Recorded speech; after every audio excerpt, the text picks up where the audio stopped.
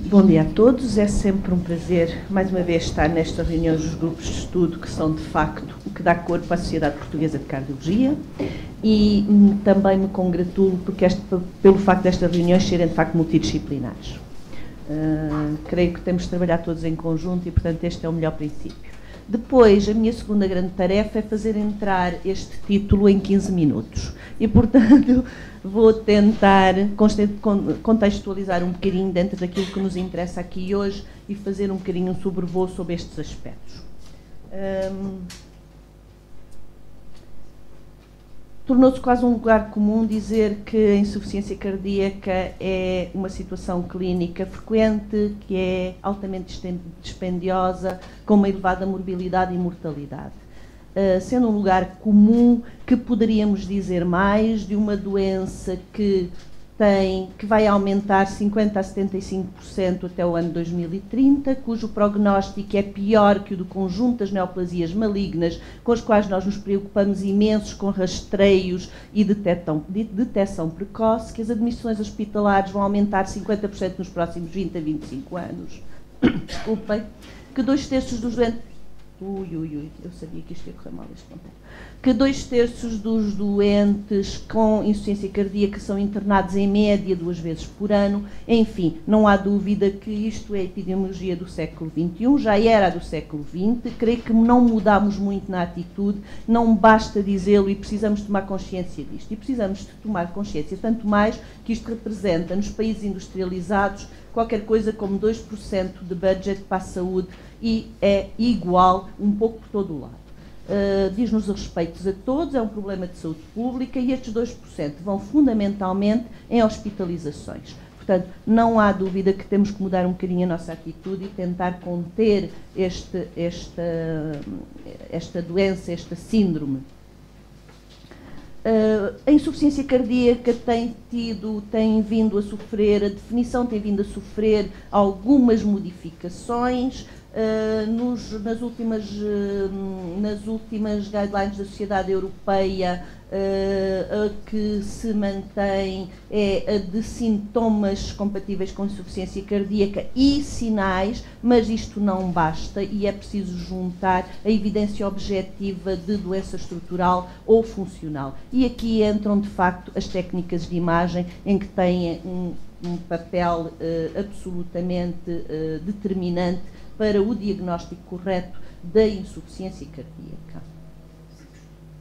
Se a Sociedade Europeia diz que para ter insuficiência cardíaca é preciso sinais e sintomas e disfunção cardíaca, a Sociedade Americana tem um conceito um pouquinho mais alargado que provavelmente leva a que a percepção do que é insuficiência cardíaca seja mais correta e que possamos agir de uma forma um pouco mais eficaz. E dizem que, para além de sintomas e sinais e da disfunção cardíaca, para além que não se resume a disfunção ventricular, é preciso pensar que existem doentes de risco e que a insuficiência cardíaca pode abranger todas estas áreas e que, muito provavelmente, temos que dar mais atenção a estes doentes de risco.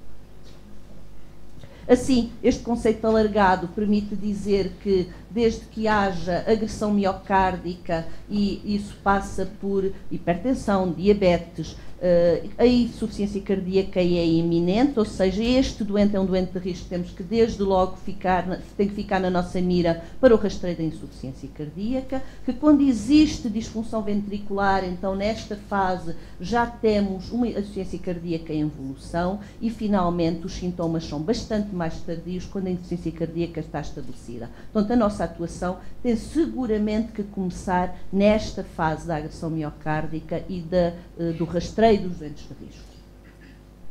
Neste contexto, apareceu nas recomendações americanas este novo estadiamento da insuficiência cardíaca, já data de 2005, e que diz que a insuficiência cardíaca se estadia em 4 grupos, 4 estadios, A, B, C e D, em que começa pelos doentes de risco, como os diabéticos, os hipertensos, que ainda não têm a doença estrutural, nem tão pouco funcional evidente, mas que devemos já manter nesta mira de poderem vir a desenvolver insuficiência cardíaca. No estadio B, os doentes têm doença estrutural, como, por exemplo, os que tiveram um infarto prévio, mas que não têm ainda sintomas, e, finalmente, a fase sintomática até à insuficiência cardíaca avançada. Portanto, a insuficiência cardíaca é um grande rótulo que inclui no nosso dia-a-dia uma série de doentes que são aqueles que têm disfunção sistólica ventricular, os que têm disfunção diastólica ventricular, os que são assintomáticos, mas já têm doença estrutural, e os que têm sintomas e que, reparem, são às vezes até mais do que estes que são os doentes de risco, e os que têm sintomas que parecem insuficiência cardíaca e que muitas vezes o não são. Portanto, quando temos que pensar de um modo geral e de uma forma mais alargada em insuficiência cardíaca, como este enorme pool de doentes que nós vemos no nosso dia-a-dia. Isto foi muito claro, por exemplo, no estudo EPICA, o estudo epidemiológico de insuficiência cardíaca em Portugal, em que dos cerca de 6 mil doentes, quase 6 mil doentes observados nos centros de saúde, 1.058 tinham sintomas e sinais compatíveis, mas quando aplicámos um método de imagem, neste caso a ecocardiografia, para evidenciar, objetivar a disfunção cardíaca, então apenas metade tiveram o diagnóstico confirmado. Não é menos verdade que tivemos que lidar com este pool enorme de doentes com o rótulo de insuficiência cardíaca. Os que habitualmente têm diagnósticos que depois não se confirmam são muito frequentemente mulheres, idosas, obesas, com doença pulmonar crónica, entre outros, mas estes são os mais habituais. Em relação à prevalência em Portugal, 4,36, mais ou menos igual nos homens e nas mulheres,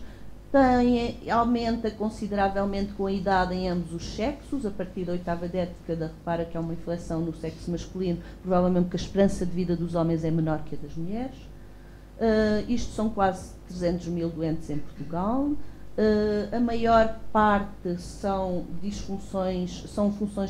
insuficiências cardíacas com função sistólica normal, seguida da disfunção sistólica, da doença valvular, das insuficiências cardíacas direitas e depois das doenças do pericárdio. Assim sendo, de um modo geral e no global, a insuficiência cardíaca com função sistólica preservada corresponde a grande maioria, portanto, cerca de 40% dos doentes com insuficiência cardíaca, seguida de 30% em disfunção sistólica, como é relatado na maioria dos estudos europeus e até americanos. Em relação à disfunção sistólica, é predominantemente nos homens, como veem aqui, as mulheres têm uma prevalência menor de disfunção sistólica, contrariamente ao que acontece na insuficiência cardíaca com função sistólica conservada, em que as mulheres mais idosas têm frequentemente este tipo de insuficiência cardíaca.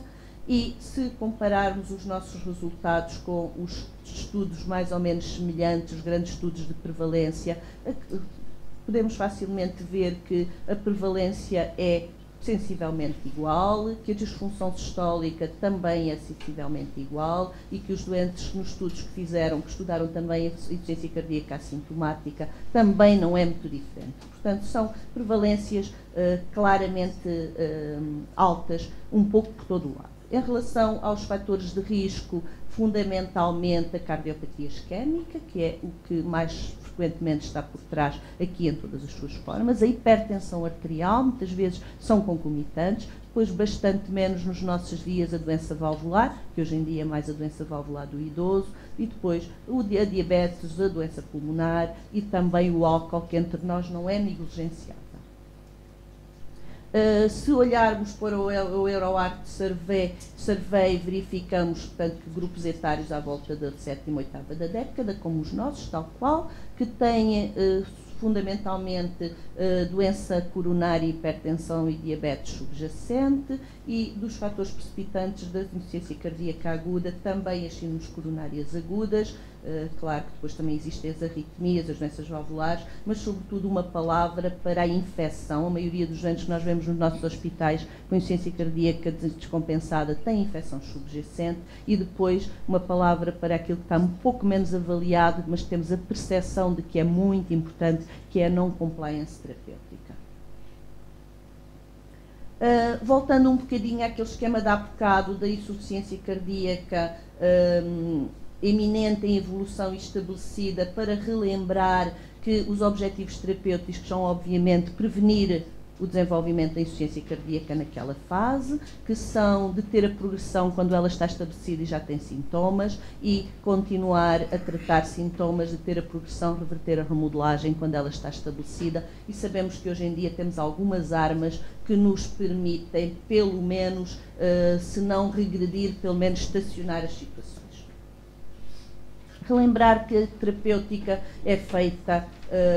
de acordo com recomendações internacionais, que geralmente seguem os grandes estudos, e temos vindo a ter episodicamente, à medida que os grandes estudos têm vindo a dar resultados, as revisões das nossas guidelines europeias, tal qual como das americanas. As últimas, 2008, preconizam, só muito rapidamente para relembrar, IECAS ou ARA2 em todos os doentes, diurético evidentemente para tratar os sintomas, bloqueador adrenérgico em cima do IECA ou do ARA2, quando persistem sintomas, então antagonistas da aldosterona. O doente fica ainda sintomático e das duas uma, ou tem um QRS e indicações para pôr um device, uma sincronização ventricular com ou sem CDI. Quando isto não acontece, podemos tentar otimizar com alguns fármacos, como a digoxina, a hidralazina, nitratos, que nós não temos disponível entre nós, mas que outros terão, e depois restam-nos restam-nos, obviamente, em fim de linha, o transplante cardíaco. Quando isto não acontece e não há indicação para devices, então temos sempre que há disfunção sistólica. Quando não há indicação para sincronização, temos sempre que há disfunção sistólica inferior a 35%, o recurso ao CDI, e quando não, depois não temos grandes armas, e estes doentes têm uma mortalidade bem conhecida e elevada, como sabemos, além da enorme morbilidade. Não esquecer, obviamente, o tratamento sempre que possível das doenças, das comorbilidades, que são muitas, sobretudo que estes doentes também são muito idosos e têm hoje em dia uma esperança de vida muitíssimo maior que o que tinham outrora. Assim sendo, há seguramente uma grande porção de doentes daquela curva para terapêutica médica otimizada, todos aqueles que têm sintomas ou disfunção ainda que assintomática, que há uma grande parte ainda que deverão recorrer à revascularização cardíaca e otimizar a função. Há uma grande parte, e cada vez mais hoje em dia, para sincronização ventricular e CDI, e depois começa a haver um pouco menos para cirurgia e provavelmente também um pouco menos para transplante cardíaco. Mas, como vêem, e como todos nós sabemos, a terapêutica da insuficiência cardíaca é algo de muito multidisciplinar, envolvendo muita gente, muitas técnicas e seguramente muito diálogo que eu penso que existe de menos entre nós. Isto deveria ser uma rede, devíamos estar todos a trabalhar em sintonia. O que se sabe é que, na verdade, metade dos doentes rotulados de insuficiência cardíaca não tem o diagnóstico confirmado, e quando têm, apenas metade terá provavelmente corretamente tratado. Para isso, preconizamos hoje o tratamento destes doentes em unidades especiais, em unidades de insuficiência cardíaca, unidades cardiológicas, depende um bocadinho das estruturas e dos países, seguramente em íntima relação com unidades de cuidados intensivos e unidades coronárias, se não for a mesma unidade, que têm que ter hospitais de dia com programas especiais de manejo destes doentes, têm que ter consulta de insuficiência cardíaca, devem ter equipas multidisciplinares, como disse há bocado, capazes de abordar aqueles doentes de forma a que todos sejam orientados para aquilo que realmente necessitam, e, obviamente, isto tem que estar em íntima relação com os cuidados primários. E, com tudo isto, obviamente, estão as técnicas de diagnóstico, da qual a imagem é parte fundamental. E agora um bocadinho, porque estamos neste contexto, relembrar que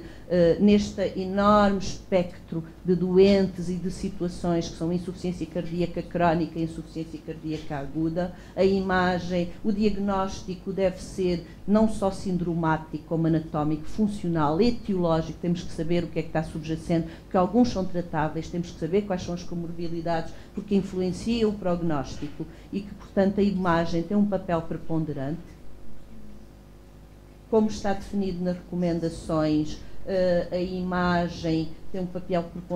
preponderante no diagnóstico, nomeadamente o ecocardiograma, que aqui é talvez o exame determinante no nosso dia-a-dia e no ambulatório, mas não só. Temos que relembrar que as causas de insuficiência cardíaca são múltiplas, as patologias, as etiologias e as patologias subjacentes devem ser todas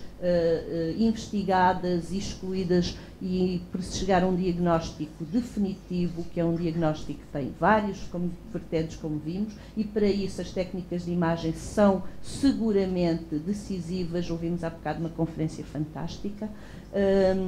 Vamos ouvir seguramente falar disto, que eu deixo para os preletores que vêm a seguir. Estou mesmo a acabar. Só relembrar que, para além de tudo isto, também as técnicas de imagem têm um papel determinante no prognóstico da insuficiência cardíaca. Os vários índices dos vários métodos imagiológicos que temos aqui, que são índices de prognóstico. E, finalmente, para acabar, não esquecer que não só no prognóstico e no diagnóstico, portanto, no diagnóstico, no prognóstico, mas também na avaliação da resposta ao tratamento médico dos devices cirúrgicos, a imagem tem um papel que não é negligenciável e onde temos que estar todos muito atentos para fazer um flowchart que seja o mais adequado.